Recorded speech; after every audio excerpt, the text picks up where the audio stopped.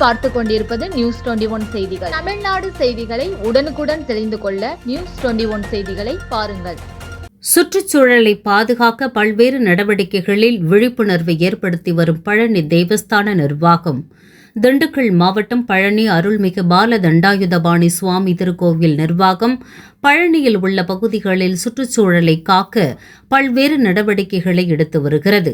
அதன் தொடர்ச்சியாக மரக்கன்று நடுதல் மற்றும் மரக்கன்று நடவு செய்ய இயலாத இடங்களில் விதைப்பந்துகளை தூவுதல் போன்ற பணிகளை பழனி ஆண்டவர் கல்லூரி NCC படை மாணவர்கள் விழுதுகள் தன்னார்வ அமைப்புகளை ஒருங்கிணைத்து இந்த பணிகளை கோவில் நிர்வாகம் மழைக்காலம் தொடங்குவதற்கு முன்பே செயல்படுத்தி வருகிறது.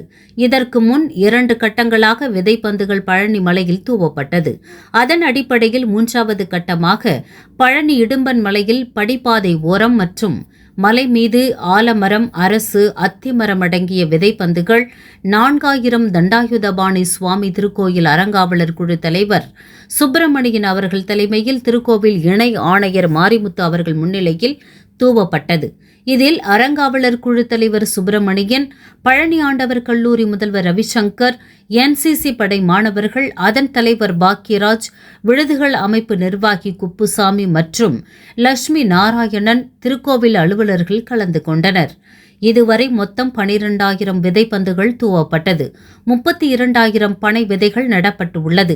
இந்த விதைப்பந்துகள் திருக்கோவில் நிர்வாகத்தின் கீழ் உள்ள மனநல காப்பகம் மற்றும் விழுதுகள் அமைப்பு இணைத்து தயாரித்து வருகின்றனர். மேலும் இதன் எண்ணிக்கையை அதிகரிக்க நடவடிக்கை எடுக்கப்பட்டு வருகிறது. மேலும் மர விதைப்பந்துகள் தூவப்பட்ட போது பறவைகளும் பயன்பெறும் வகையில் கம்பு, கேழ்வரகு, சோளம் விதைகளும் தூவப்பட்டன. இவைகளும் மலை மீது முளைத்து வளரும் போது பறவைகளுக்கு இரையாக பயன்படும் என கோவில் நிர்வாகம் தெரிவித்துள்ளனர். நியூஸ் 21 செய்திகளுக்காக திண்டுக்கல் மாவட்ட செய்தியாளர் பாலமுருகன்.